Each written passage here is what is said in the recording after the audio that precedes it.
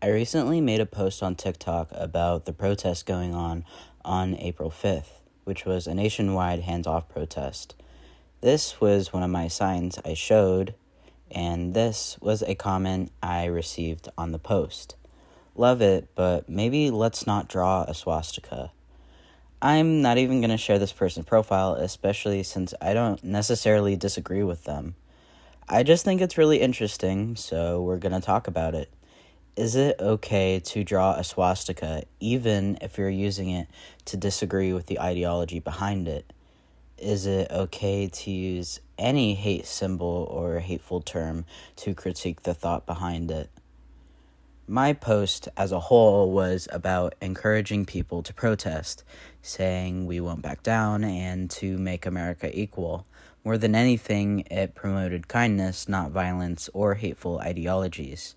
My post got around 100 likes in less than half an hour, then abruptly it was taken down, and I was warned for violating TikTok community guidelines.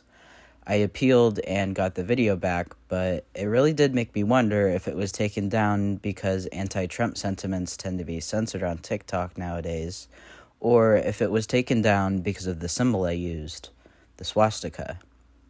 Well, why on earth would I use a swastika in the first place?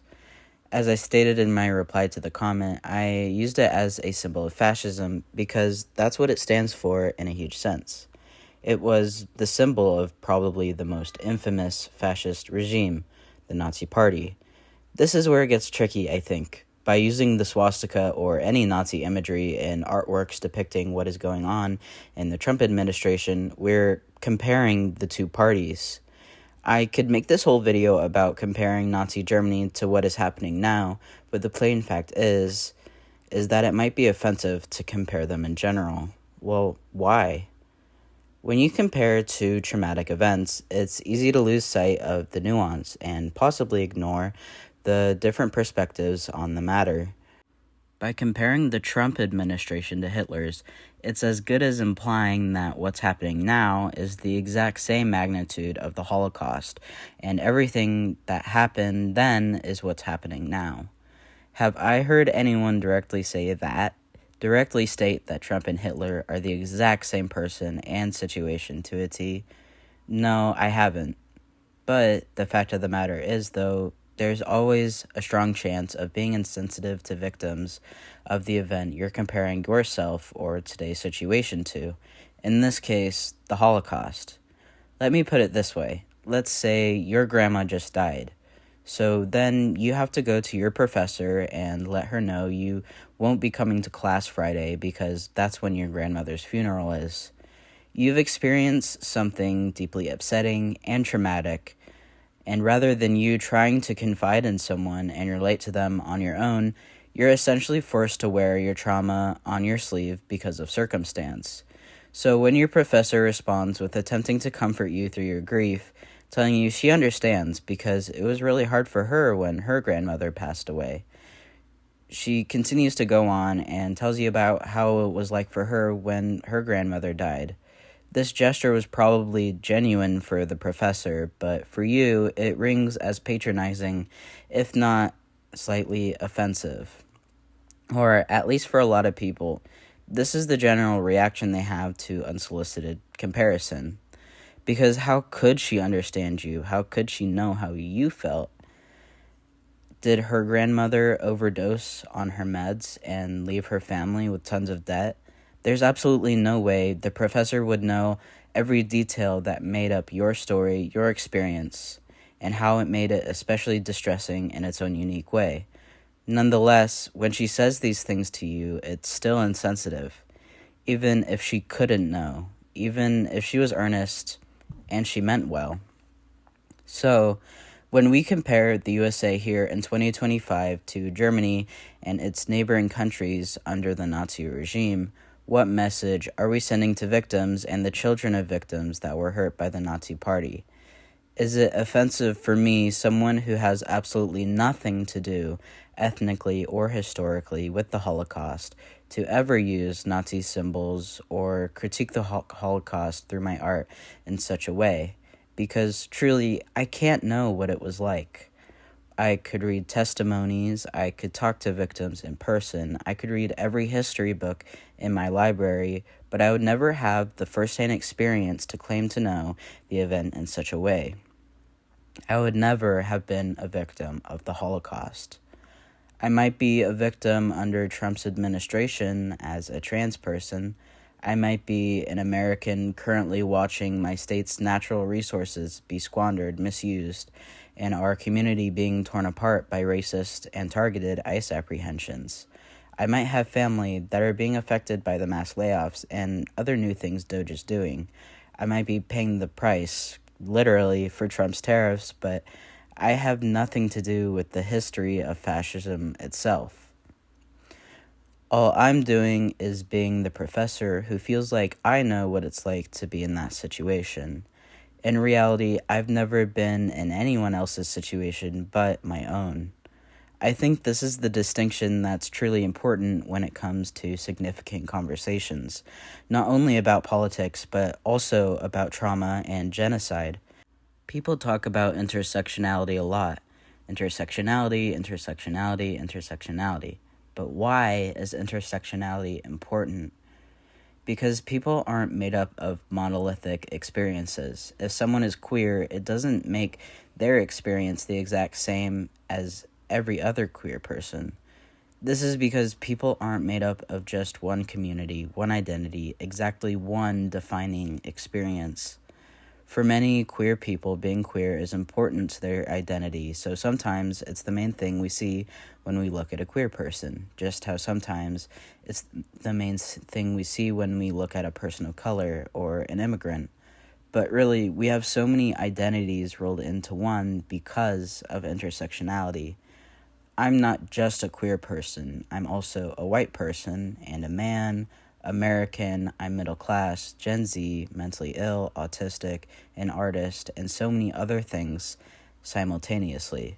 Our conversations have this nuance in them, this intersectionality with our own experiences, whether we realize it or not. When I describe my queer experience, it's going to be different from someone who didn't grow up in a conservative town. It's going to be different from someone who had no medical accessibility, didn't medically transition, or didn't ever want to. It'll be different from someone who is a person of color or lives in a different culture from mine or in a family that has different values than mine.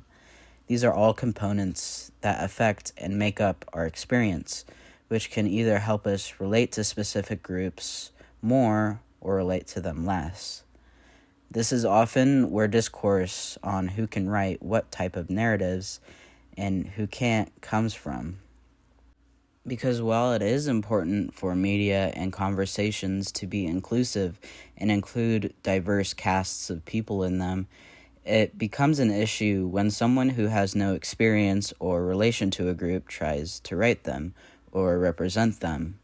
This is because when we have no personal experience with the subjects, we rely on assumptions, stereotypes, and biases when we write about them, draw them, or otherwise engage in discourse or representative conversation about them.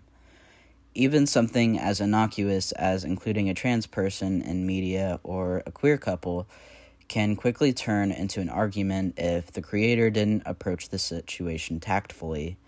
I think this is the main issue when it comes to especially sensitive topics, such as including symbols of hate groups in your artistic works. The unfortunate conundrum, however, is that no sole person is the end-all or be-all when it comes to media representation, or even what is offensive to say and what isn't. Because everyone's experience is so incredibly nuanced and unique, there's simply no higher or more valid experience to extrapolate from. I would be more inclined to listen to a Jewish person or a victim of the Holocaust when it came to my specific post and the conversation surrounding Trump's administration and Hitler's, but the simple fact is, not every Jewish person or victim of the Holocaust is going to agree with each other either.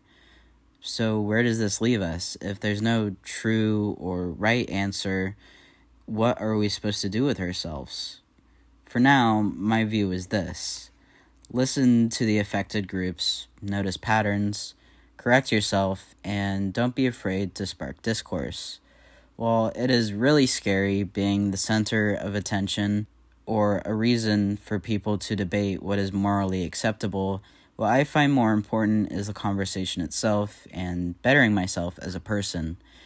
If I had never shared my art with anyone in the first place, on a casual note, if I were to someday suddenly publish my art or elevate it to a large audience, I would be completely unaware of the tactfulness my art lacked when it came to addressing touchy subjects. When a minority group or the group that you're talking about or representing comes to you and says, "Hey, I have an issue with this and this is why," I advise that you take it in stride and as an opportunity to add more to your work, not simply degrade yourself for not knowing any better. Point blank, no one is going to have the most perfect, most nuanced views without having observed different perspectives first. So when you're faced with the opportunity to confront your ignorances, try not to get defensive before taking in what the naysayers actually have to say, because truly your audience is never your enemy and shouldn't be. I don't think people of other groups or other experiences should be your enemy either for simply having a different perspective. Another thing I wanted to bring up is the topic of satire or reclaiming symbols of hate. Well, I'm sure it is widely known that reclaiming slurs can be cathartic for minority groups as a way to redefine what the word means. Some words and some images are just too wrapped up in oppressive and negative stereotypes to really turn them into something liberating. A video essay I watched recently by Goldfro really had me thinking about this. Their hour-long video, The Ugliest Trope in Modern Horror, explores the more recent utilization of blackface as it pertains to horror and exploring what blackface means or even represents to black people themselves.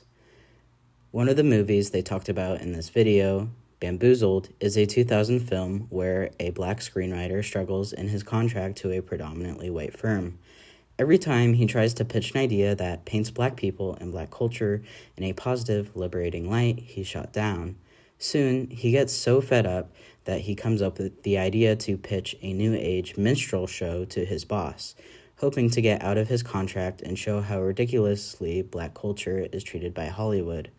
Surprisingly, though, his boss loves the idea, and once the show is produced, the audience also loves it, and minstrelsy makes a full swing comeback.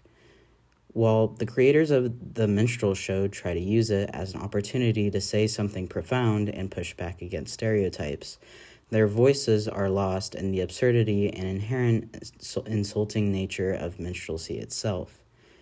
I'm not able to watch this movie currently because it's not anywhere for free, but maybe I'll obtain it soon. But anyway, as Goldfro says in their video, here's a question. When does a thing stop being effective satire and just becomes a reinforcement of the thing that is being satirized? End quote. In this vein, when does something stop being a joke or a metaphorical representation of why something is wrong? And when does it start becoming hateful ideologies and the romanticization of those ideologies, or even hate groups themselves under the guise of it being satire?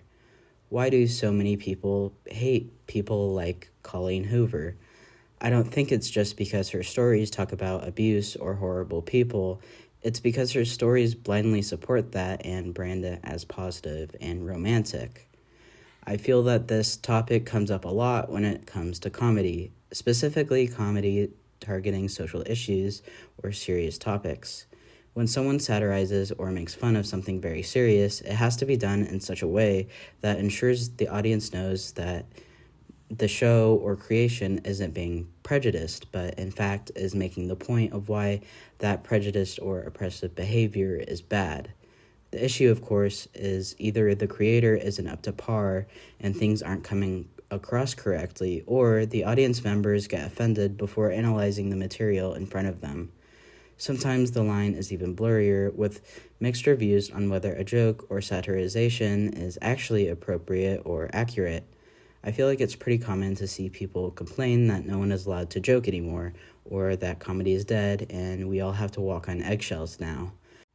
While I don't agree with this sentiment wholly and usually see it as a cop-out for people who want to be publicly prejudiced without any repercussions, I do agree that it's extremely complicated and hard to approach subjects that people are readily prepared to flame you for even mentioning without even hearing you out. In truth, even the very emotionally intelligent people of our society and very experienced creators aren't perfect, and displaying narratives or subjects that are so controversial that there's no clear consensus on how they should be treated is a feat most people don't know how to approach. It's important to have these conversations, and while sometimes behavior and representation is so abhorrently offensive and harmful, it feels better to shun artists for their very overt prejudices. I think it's also true that artists shouldn't have to be afraid to express controversial things and ask the audience to think about them. The only way we learn is by making mistakes, and worst case scenario, you made someone think critically about something they didn't consider before, even if it made them upset or disagree with you. That's all I really have on the subject. And of course, I encourage interaction with this video, so if you have any thoughts, I would love to hear them. As always, remember to be respectful, understanding, and I'll see you next time. Bye.